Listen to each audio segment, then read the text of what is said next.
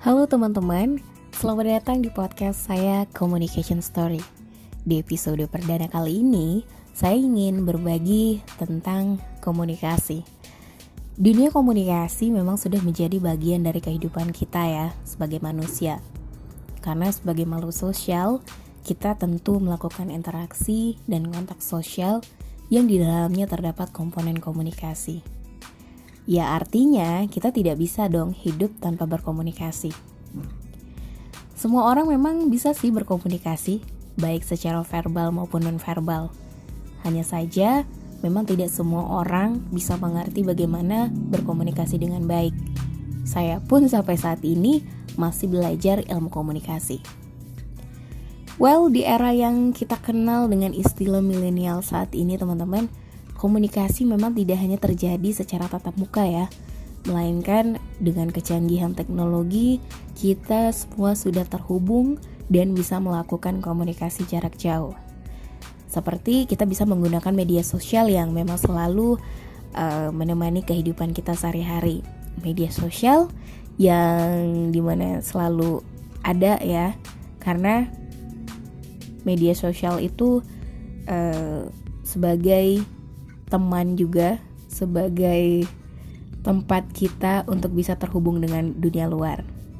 Nah, kalau kita kembali nih teman-teman ke masa lalu, komunikasi itu memang mengalami proses ya, mengalami proses dan perkembangan yang dimana memang ini melewati 4 zaman teman-teman. Ya meskipun memang orang-orang dulu tuh sebenarnya sudah mempelajari komunikasi sejak purbakala.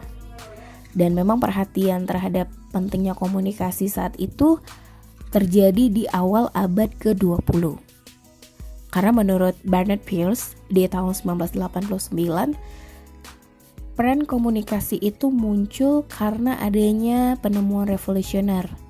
Ya memang sebagian besar nih teman-teman disebabkan oleh penemuan teknologi komunikasi ya, seperti adanya radio, TV, satelit, bahkan jaringan komputer. Jadi memang kalau kita bicara tentang ilmu komunikasi saat itu, memang sudah dipelajari secara serius ya oleh para akademis setelah Perang Dunia Pertama. Karena saat itu juga tidak hanya masalah teknologi komunikasi, tetapi ketika itu juga muncul beberapa pemikiran dari kalangan ilmu ahli sosial yang ingin memperbaiki masyarakat melalui perubahan sosial. Nah, menurut M. Rogers sendiri ada 4 fase nih teman-teman. 4 fase perkembangan komunikasi manusia.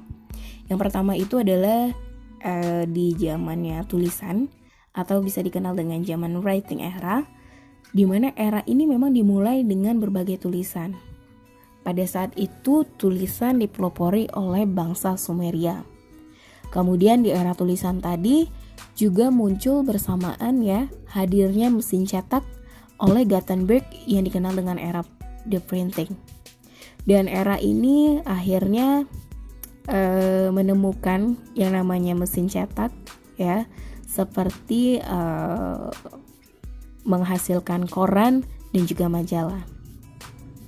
Jadi kalau di zaman itu teman-teman, para akademisi juga memang sudah mulai ya melakukan penelitian mengenai propaganda pemerintah, kemudian pembentukan opini publik, terus juga sudah melakukan penelitian juga tentang studi mengenai sikap dan opini, sehingga memang di zaman itu ilmu-ilmu sosial berkembang, terutama ilmu sosiologi dan psikologi, yang memang pada saat itu 2 ilmu ini menjadi pemimpin ilmu komunikasi. Dan barulah setelah Perang Dunia Kedua selesai, ilmu komunikasi menjadi semakin intensif teman-teman. Kemudian pada saat setelah kita di era cetak ya, era printing, kita masuk lagi dong ke fase yang beda. Fase yang beda ini, yakni di era telekomunikasi yang memang sudah berkembang cukup pesat, itu sekitar tahun 1800-an. Nah, ini terjadi pada saat Morse menemukan cara menyampaikan pesan melalui kabel elektronik atau yang kita kenal dengan yang namanya telegraf. Jadi dengan adanya telegraf, para ahli saat itu memang mengembangkan teknologi baru. Ya, muncullah deh yang namanya radio, TV. Dan emang sih kalau kita ingat-ingat lagi ya, di era 90-an yang anak 90-an terasa banget ya buat kalian, karena zaman-zamannya kita hobi dengar radio dan juga nonton TV ya. Karena memang pada saat itu menjadi tempat bagi kita untuk menghabiskan waktu. Nah, kalau kita berbicara di zaman sekarang nih teman-teman, kita sudah memasuki yang namanya era interaktif komunikasi ya, dimana era ini untuk pertama kalinya ada ditemukannya perangkat kerja komputer yang sepertiga abad kemudian penemuannya itu memang menghasilkan perangkat yang lebih kecil. Ya, kita kenal saat ini ya, ini internet.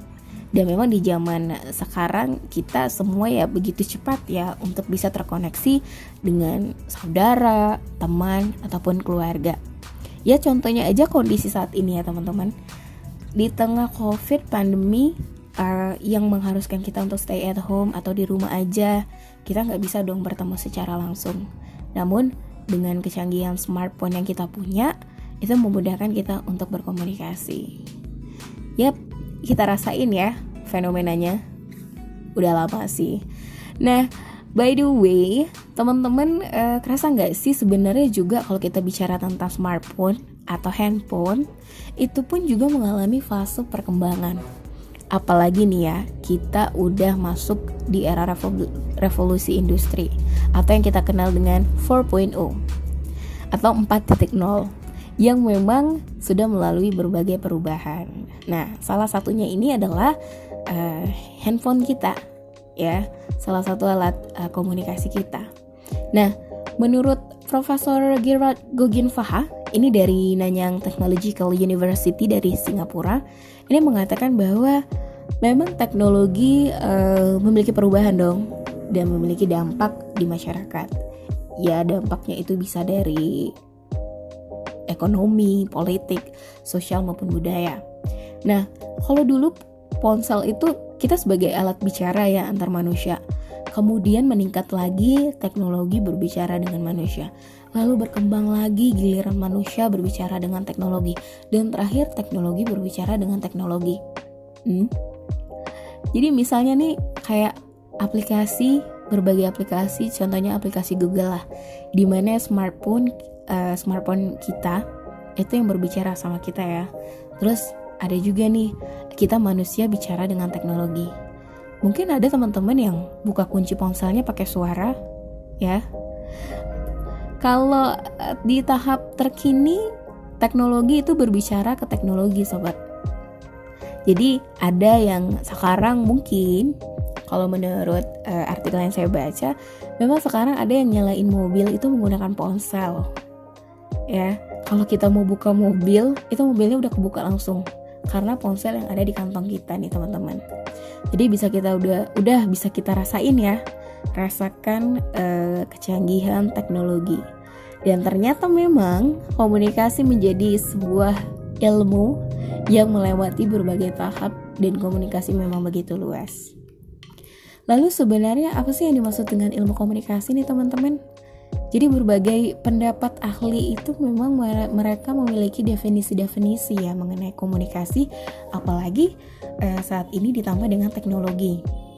Dan memang secara garis besar kalau menurut Harold Laswell itu memang menurut beliau itu adalah pesan yang memang disampaikan kepada komunikan dari komunikator melalui saluran tertentu dengan maksud memberikan efek atau feedback kepada komunikan ya, sesuai dengan keinginan dari komunikator.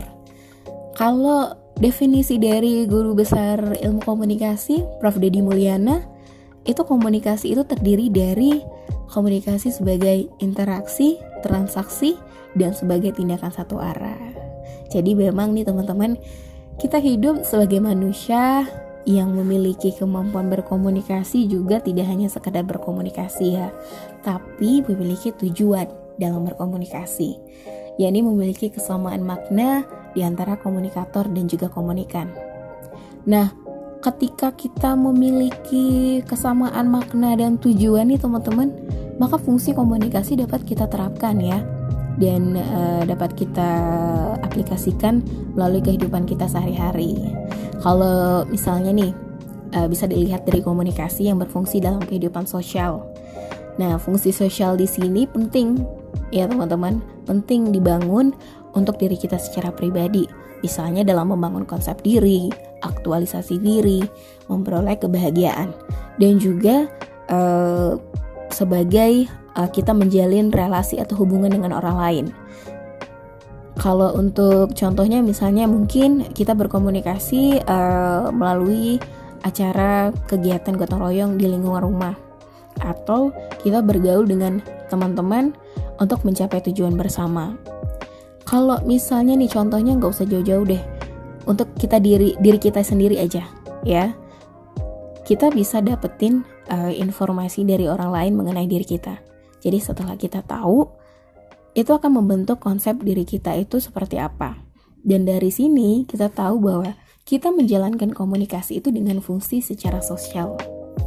Selain fungsi secara sosial, memang komunikasi juga ada yang namanya komunikasi ekspresif ya. Ini berfungsi sekali, yang bisa kita lakuin sendiri dalam kelompok. Terus juga ini juga bisa membantu kita sebagai individu nih teman-teman dalam mengekspresikan emosi, terutama melalui pesan nonverbal ya. Misalnya kalau kita gembira, sedih, takut, dan bisa juga nih emosi kita ekspresikan atau kita luapkan ke dalam bentuk sebuah karya seni seperti musik ya, dan juga tari ataupun lagu. Nah, ada juga yang mirip sama dengan yang juga bersifat ekspresif, itu namanya komunikasi ritual teman-teman. Jadi kalau komunikasi ritual ini biasanya ya itu ada kayak acara kegiatan-kegiatan upacara adat, terus juga misalnya acara sunatan, acara ulang tahun, atau misal ketika umat muslim itu melakukan perjalanan ibadah haji ya, kemudian mereka ke makam Rasulullah, mereka ziarah dan berdoa. Bahkan mungkin ada yang mengekspresikan itu dengan cara menangis. Nah, setelah komunikasi ritual, ada juga yang namanya komunikasi yang berfungsi sebagai komunikasi instrumental nih teman-teman. Nah, fungsi dari komunikasi instrumen ini memang bertujuan untuk mendorong ya, mengubah sikap, di mana tujuan dari fungsi ini untuk memperoleh pujian, menumbuhkan kesan yang baik, kemudian memperoleh simpati, empati, keuntungan material. Tapi komunikasi instrumental ini tidak hanya sekedar untuk menjalin relasi dengan orang lain, melainkan ini juga bisa menjadi penghancur hubungan tersebut. Jadi bisa kamu bayangin ya teman-teman, bahwa seluruh fungsi komunikasi itu bisa ataupun memang sudah kita jalani di kehidupan sehari-hari kita. Oke, baiklah. Untuk episode pertama kita, saya rasa cukup ya untuk pengenalan komunikasi. Semoga apa yang disampaikan dapat dan mampu diterima oleh teman-teman semua. Kita ketemu di podcast dengan episode yang berbeda. Tetap terhubung dengan podcast Communication Story. Saya pamit, bye-bye.